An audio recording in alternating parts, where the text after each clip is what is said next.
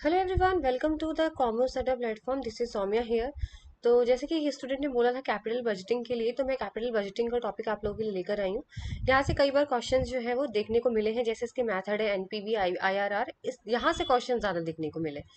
सबसे पहले बात करते हैं कैपिटल बजटिंग की। तो capital budgeting is a planning process use to determine a firm's long term investments such as new machinery, replacement machinery, new product etcetera. And the term capital budgeting is otherwise called an investment appraisal. Hindi में मैं समझाने वाली हूँ, तो हिंदी वाली student ये ना सोचे कि आप हिंदी में लेकर आओ, मैं समझाऊंगी बिल्कुल हिंदी में, ठीक है। देखो, सिंपल सा मतलब मैंने आपको एक बार और बताया था वीडियो में कि अगर आप कोई बड़ा सपना देखते हो, आप सपोज करिए, अगर आप कोई बड़ा सपना देखते हो और उसके लिए जो अभी आप पैसा लगाते हो, जो भी सोचते हो, उसको बोलते हैं कैपिटल बजटिंग।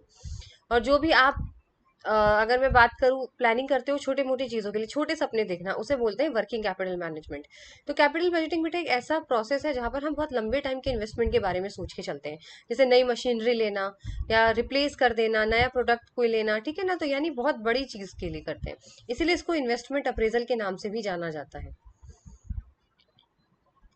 सबसे पहले यहाँ से सबसे पहला क्वेश्चन बनता है बेटा, यहाँ से इसका प्रोसेस आप लोग लर्न कर लीजिएगा प्लीज। इसके प्रोसेस, प्रोजेक्ट जनरेशन इसका फर्स्ट स्टेप होता है। कैपिटल बजटिंग में सबसे पहला स्टेप होता है प्रोजेक्ट जनरेशन का।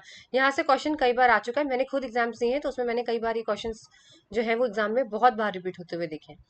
प्रोजेक्ट जनरेशन का सिंपल सा मतलब ये होता है, सपोज करिए अब आपने कैपिटल बजटिंग का सोचा है, तो सबसे पहले आप देखेंगे प्रपोजल्स। प्रपोजल्स कैसे मैम? प्रपोजल्स का मतलब आप चीज अब करना क्या चाहते हो, सपना क्या है।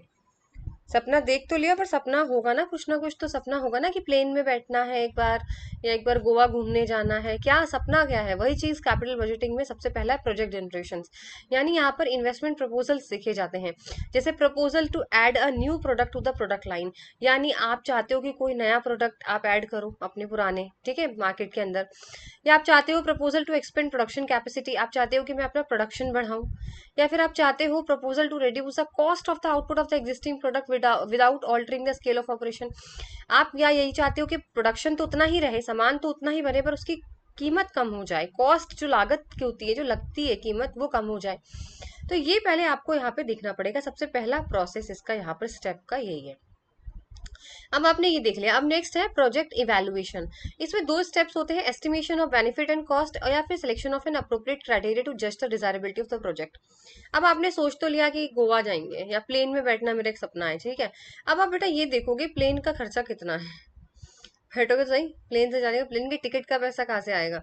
तो अब यहाँ पर ये चीज देखी जाती है, सपोज करिए इन्होंने कुछ सोच लिया है अपने बिजनेस के बारे में, अब ये देखेंगे कितना तो कॉस्ट लगेगी उसको करने में, है ना, कितनी कीमत लगेगी, और दूसरी चीज फायदा क्या मिलेगा, कितना फायदा मिलेगा। सपोज करिए अगर इन्होंने सोचा है कि हम एक नई मशीन खरीदेंगे, तो नई मशीन अब ये देखेंगे कि भाई कितना कॉस्ट पड़ेगा नई मशीन लाने के लिए। दूसरा, अब हम मशीन तो ले आएंगे, उससे हमें प्रॉफिट कितना मिलने वाला है। साथ ही साथ हम ये भी देखते हैं इसके साथ रिस्क कितना है। ये तीनों चीजें आप यहाँ पे इवेलुएट करेंगे। उसके बाद फिर आप एक ऐसा क्राइटेरिया चूज करेंगे बेटा जो आपके मार्केट वैल्यू बढ़ाए, है ना। ऐसा चीज देखेंगे नहीं नुकसान ही नुकसान में चले जाओ, आपको ऐसा चूज करना है जो आपकी मार्केट वैल्यू बढ़ा दे, वो चीज आपको यहाँ पे, वो वाला प्रोजेक्ट आपको चुनना है, ठीक है। चलिए, अब ये काम हो गया। नेक्स्ट होता है प्रोजेक्ट का सिलेक्शन। अब हम सेलेक्ट करेंगे। देखो, no standard administrative procedure can be laid down for approving the investment proposal. The screening and selection procedures are different from firm to firm. देखो, प्रोजेक्ट को सेलेक्ट करने का तरीका इतना ज्यादा अगर मैं बोलूँ कॉम्प्लिकेटेड नहीं होता है, हो जाता है, कोई ज्यादा प्रोसीजर की जरूरत नहीं होती है। लेकिन सेलेक्ट करने का तरीका अलग, फर्म का अलग अलग हो सकता है, ठीक है। कोई फर्म किसी तरीके से सेलेक्ट करती है, कोई फर्म किसी सेलेक्ट तरीके से करती है, अपनी अपनी मर्जी है, ठीक है। प्रोजेक्ट इवैल्यूएशन लास्ट होता है फिर आपका प्रोजेक्ट इवैल्यूएशन। अब आपने सब कुछ फाइनलाइज कर लिया है बेटा, अब बस फाइनेंस मैनेजर का पूरा काम ये होता है कि वो आप देखेगा कि फंड्स कहाँ से लाना है। सपने तो देख लिए हैं, फायदा नुकसान देख लिया है, अब पैसा कहाँ से लेकर आओगे, वो चीज वो देखता है, इसलिए वो कैपिटल बजट बनाता है। साथ ही साथ वो रिपोर्ट्स वगैरह बना के रखता है, ठीक है। और जितने जब काम भी चालू हो जाएगा और जब तक कंप्लीट नहीं होगा, तब तक वो पूरी निगरानी रखता है प्रोजेक्ट के अंदर। चलिए, नेक्स्ट है इसका मेथड ऑफ कैपिटल बजटिंग, जहां से क्वेश्चन आते हैं। एक होता है ट्रेडिशनल मेथड, जिसके अंदर पे back period, accounting rate of return आता है। एक होता है डिस्काउंटेड कैश फ्लो मेथड, जहां पर एनपीवी यानी नेट प्रेजेंट वैल्यू और प्रॉफिटेबिलिटी इंडेक्स और इंटरनल रेट ऑफ रिटर्न आता है, ठीक है। वन बाय वन इनको समझ लेते हैं। सबसे पहला आता है ARR। देखो, average rate of return is also known as accounting rate of return, is defined as an average cash flow against unit investment. मैं सिंपल सा बताती हूँ। एवरेज रेट ऑफ रिटर्न का सिंपल सा मतलब ये होता है कि आपने जो इन्वेस्टमेंट किया है, सपोज करिए आपने 1 लाख रुपए इन्वेस्ट किए, 1 लाख की मशीन आप लेकर आए हो, तो अब आप ये देखोगे कि हर महीने या हर साल आपको कितना एवरेज प्रॉफिट मिलेगा टैक्स कटने के बाद। ठीक है, आपका प्रॉफिट कितना पड़ रहा है आफ्टर टैक्स। और एक चीज याद रखिएगा, अकाउंटिंग रेट ऑफ रिटर्न जो है वो कभी भी कैश फ्लोज को नहीं देखता। ये मोस्ट इंपॉर्टेंट चीज मैं आपको बता रही हूँ। Accounting rate of return ARR जो है वो कभी भी कैश फ्लो की तरफ ध्यान नहीं देता। ये सिर्फ एवरेज प्रॉफिट पर बेस्ड होता है। चाहे तो रट लीजिए, चाहे नोट डाउन कर लीजिए। इसका फॉर्मूला होता है average profit after tax divide by initial investment into 100। ठीक है। दूसरा आता है payback period. Payback period, the cash flows inflows are discounted by applying the present value factor for different time periods. ठीक है, फिर calculation दी हुई है, इसका फॉर्मूला दिया हुआ है completed years plus required inflow divided by inflow of next year multiply by 12। इसको लर्न कर लीजिएगा, इसमें समझाने का कुछ नहीं है फॉर्मूले में। ठीक है, अब मैं समझाती हूँ पे बैक पीरियड होता क्या है। देखो बेटा, सपोज करिए ये मोमो की दुकान थी। M for momos. ठीक है, मोमो कहते हैं, मोमोज नहीं कहते हैं। आप लोग पता नहीं क्यों मोमोज मोमोज कहते हो, इट्स मोमो। ठीक है, मोमो की दुकान है और एक कैफे है बेटा, C फॉर कैफे। अब मैंने सोचा कि मैं ना इन्वेस्ट करूंगी इसके अंदर। अब मैं ये नहीं समझ पा रही कि मैं इन्वेस्ट किस में करूं, मोमो में करूं या कैफेटेरिया में करूं, है ना।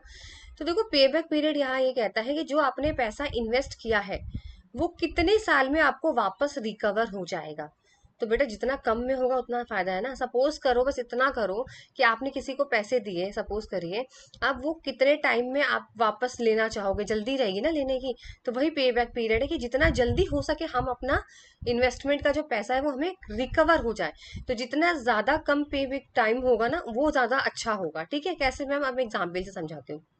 जैसे मैंने बोला यहाँ पे एम फॉर मोमो, देखो आप लोग ना समझ जाया करो, पूरा मत लिखवाया करो मुझसे। ठीक है, इसलिए मैं शॉर्ट लेटर में बता देती हूँ। एम फॉर मोमो, ये मोमो की दुकान है, और ये C फॉर कैफे है। ठीक है भाई, कैफेटेरिया। अब मेरे को बोला है किसी ने कि आप इन्वेस्ट करो, तो मैंने कहा चलो ठीक है, मैं इन दोनों में से डिसाइड अब कैसे करती हूँ कि पे बैक पीरियड किसमें कम है। तो मैं मोमो वाले के पास गई, मोमो के पास मैंने 1 लाख रुपए इन्वेस्ट कर दिए बेटा।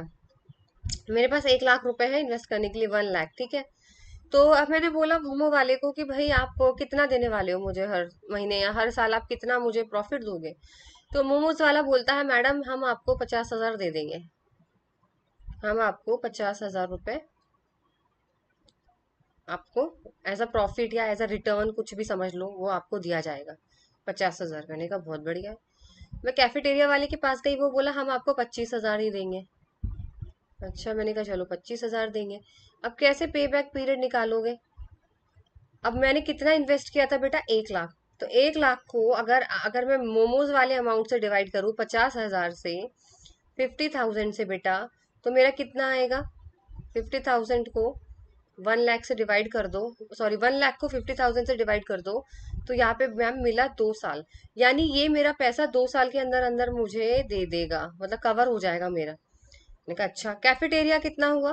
कैफेटेरिया को भी बेटा 1 लाख से 25,000 दे रहा था मुझे कैफे वाला। 25,000 से डिवाइड कर दो, तो ये कितना हुआ।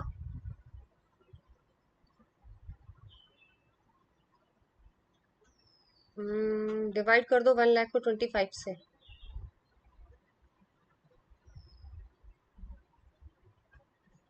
I think 4। नहीं, 4 नहीं है, कर लो कैलकुलेट, ये ज्यादा पीरियड आएगा।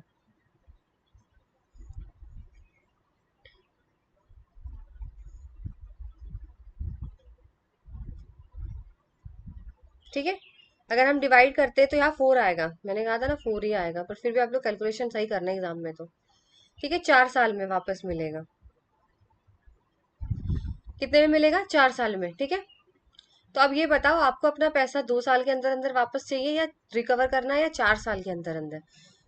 पहली बात है ना, 2 साल के अंदर अंदर ही मिल जाए, वही ज्यादा फायदे में रहेगा। इसे बोलते हैं पे बैक पीरियड। ठीक है, आपको समझ में आ गया। तो हम कौन से में इन्वेस्ट करेंगे बेटा, हम मोमोज वाले में करेंगे, मोमो वाले में इन्वेस्टमेंट करेंगे, क्योंकि वो हमें जल्दी पैसा हमारा रिकवर हो रहा है 2 साल के अंदर अंदर, बाकी कैफेटेरिया में तो हमें 4 साल लग जाएंगे। तो पे बैक पीरियड जितना कम होता है उतना अच्छा होता है। ये बस इतना मेरे को आपको बताना था, ठीक है।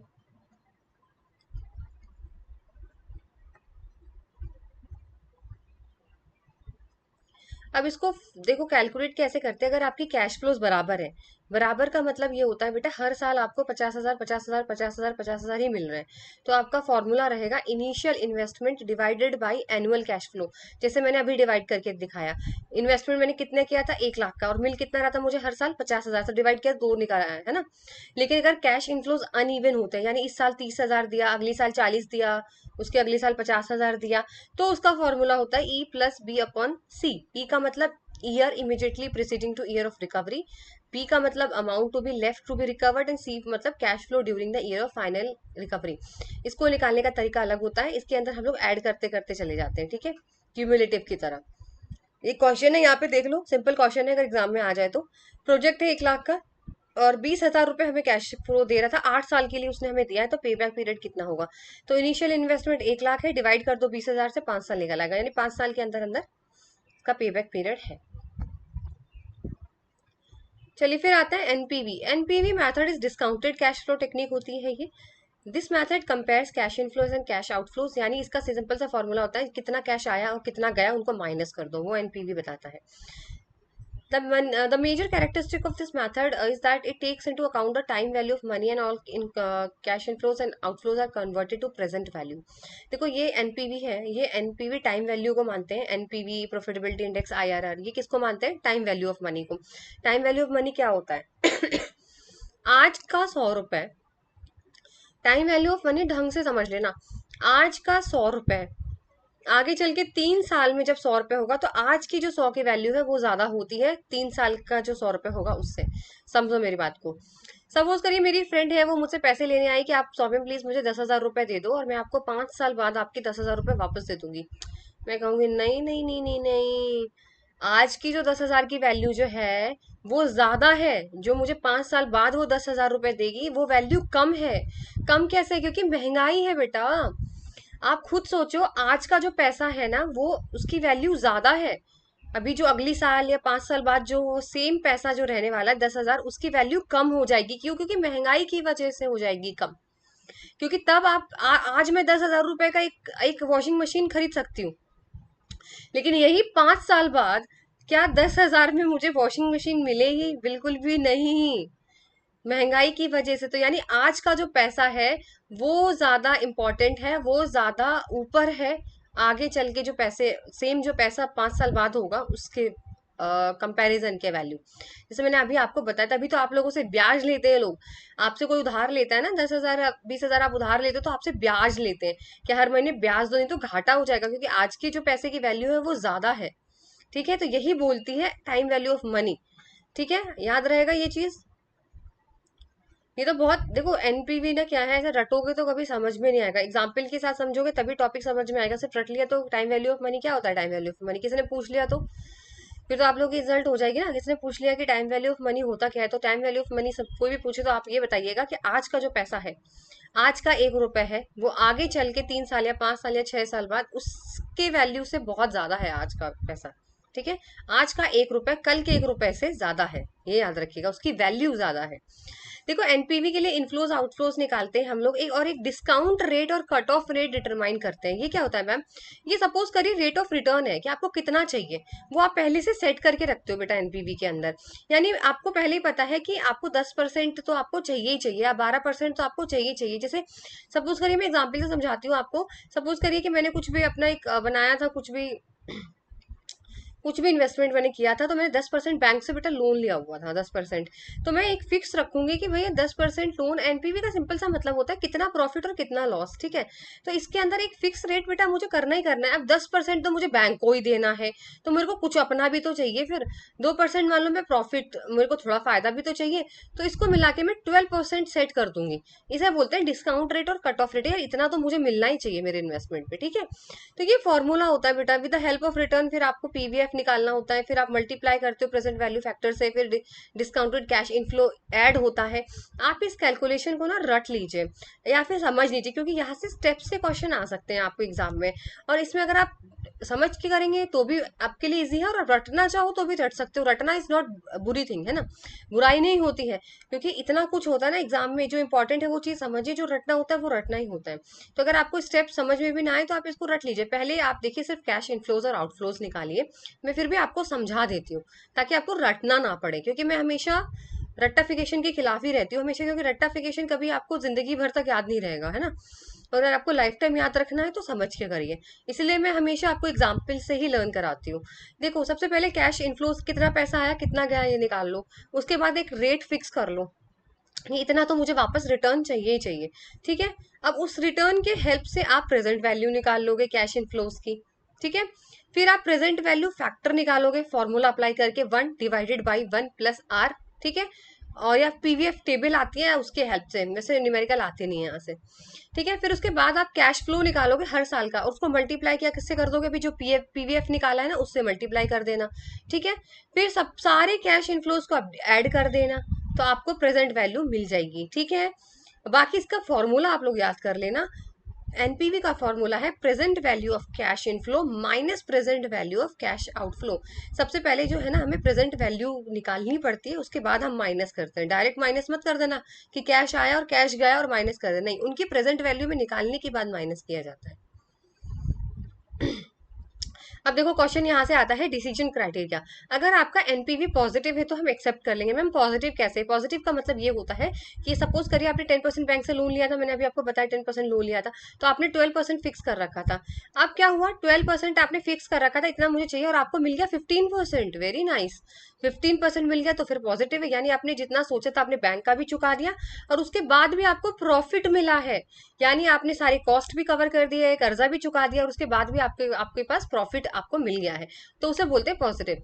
एनपीवी नेगेटिव कब होता है बेटा, जब आपने 12% तो डिसाइड किया था पर आपको मिला सिर्फ 10%, यानी बैंक का तो पूरा कर भी पाएंगे कि नहीं कर पाएंगे ना, प्रॉफिट लॉस में चले गए आप, आपको 9% समथिंग कुछ मिला है, तो आप तो ना बैंक का चुका पाए और ना प्रॉफिट मिला, यानी लॉस में गए, तो उसे बोलते हैं नेगेटिव। एनपीवी जीरो जब होता है बेटा, जब इक्वल हो जाते हैं, इनडिफरेंट, आप सिलेक्ट कर, ना लॉस होता है ना प्रॉफिट होता है। अब आपकी मर्जी, आप जैसे 12% है तो 12% ही मिला है खाली, अब आपको देखना पड़ेगा कि चूज कर भी सकते हो 50, ना करना है तो मत भी करो, ठीक है। चलिए नेक्स्ट होता है आईआरआर। आईआरआर को हम लोग बोलते हैं internal rate of return, time adjusted rate of return के नाम से जाना जाता है। आईआरआर एक वो रेट होता है, एक परसेंटेज रेट होता है बेटा।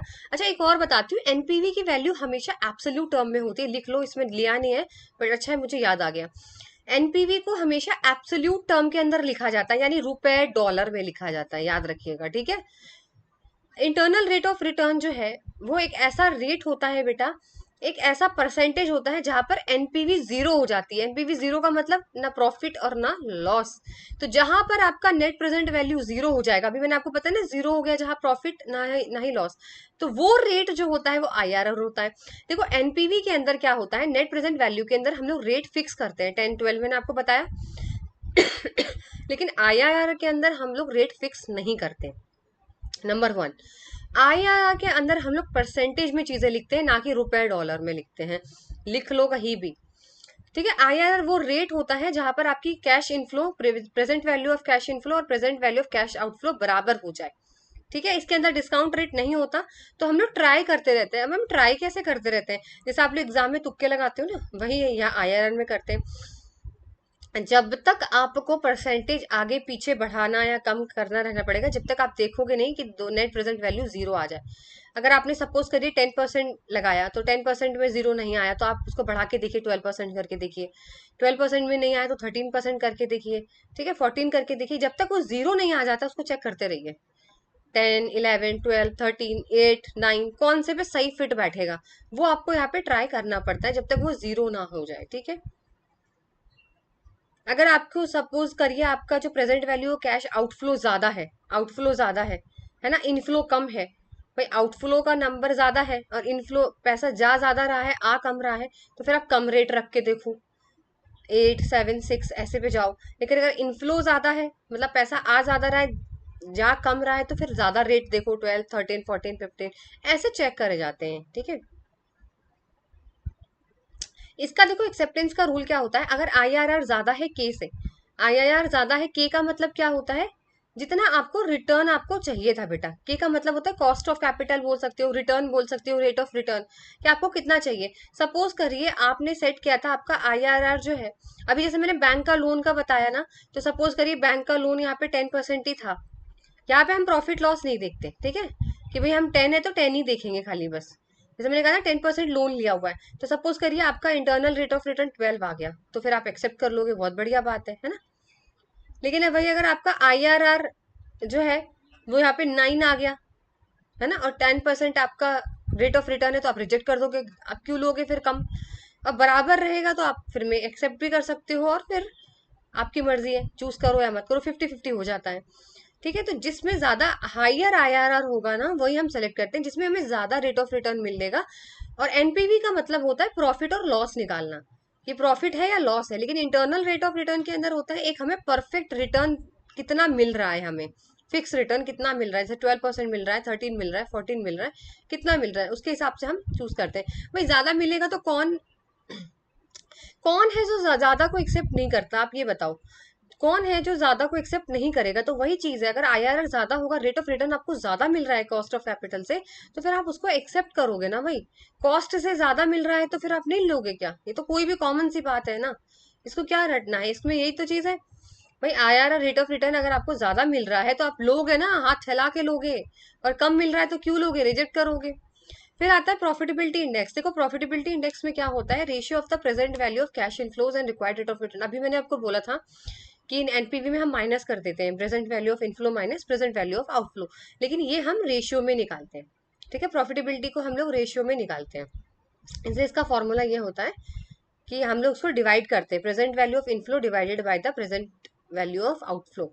अब इसको लर्न क्यों किया जाता है? देखो लर्न इसका ये करना होता है, आप चाहें तो इसका स्क्रीनशॉट ले लो, एक्सेप्टेंस रूल जरूर याद रख लेना, ठीक है ना, क्योंकि अगर आप एक्सेप्टेंस रूल याद नहीं करोगे, यही से ही क्वेश्चन ज्यादातर आपके एग्जाम में पूछे जाते हैं। देखो अगर आपका 1 से ज्यादा है ना प्रॉफिटेबिलिटी इंडेक्स, तो आप एक्सेप्ट कर लोगे, आपका P1 ज्यादा होना चाहिए, प्रॉफिटेबिलिटी इंडेक्स ज्यादा होना चाहिए, ठीक है।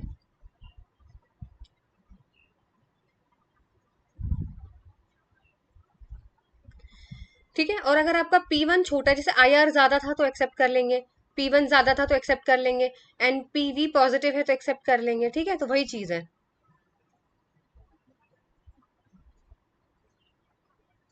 बस कुछ नहीं है, देखो ये है तो एनपीवी का ही मेथड है, बट ये बस रेशियो में आपको दिखाता है। ठीक है, ये बस खाली आपको रेशियो में दिखाता है। इसका फॉर्मूला दिया नहीं है, क्या दिया तो है, चलो ठीक है, इसका एक और फॉर्मूला है जो शायद यहाँ पे मैं डालना भूल गई हूँ, बट ठीक है।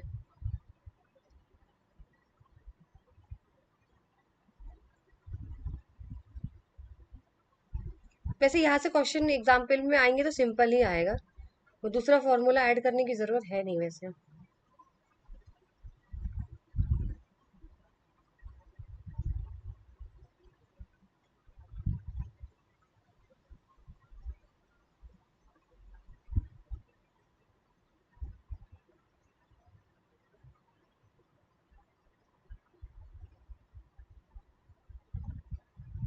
चलिए ठीक है, इसको लर्न कर लीजिएगा कि अगर आपका प्रॉफिटेबिलिटी इंडेक्स 1 से ज्यादा है तो एक्सेप्ट है, अगर 1 से कम है तो रिजेक्ट है, और इक्वल होता है तो फिर आपके ऊपर चॉइस होती है यहाँ पर कि आप कौन सा एक्सेप्ट करोगे।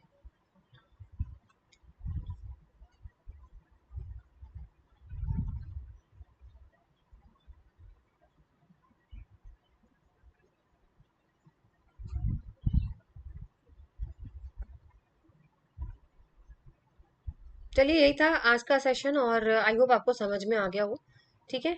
और वीडियो अच्छी लगी तो प्लीज़ लाइक ज़रूर करिएगा, और तब तक मिलते हैं आपसे नेक्स्ट सेशन में। Till then goodbye, take care.